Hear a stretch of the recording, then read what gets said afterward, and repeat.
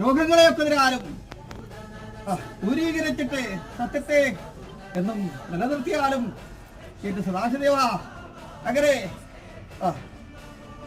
മത്സരാദികൾ കൂടാണ്ട് മത്സരം കഴിയുമ്പോൾ തിരുവുത്സവം ചേറുപോയിട്ട് പൊടിയായിട്ട് കാലനേരം പൊഴിയുന്നതായ കാലനേരത്തെ കുറിച്ചിരിക്കുന്ന കുറിമാനം പോലെ അങ്ങനെ 9 ദിവസം 10 ദിവസമോളം അല്ലെ നടക്കുന്നതായ തിരുവുത്സവങ്ങൾ അല്ലേ തന്ത്രി? അങ്ങനെ തിരുവുത്സവങ്ങളെല്ലാം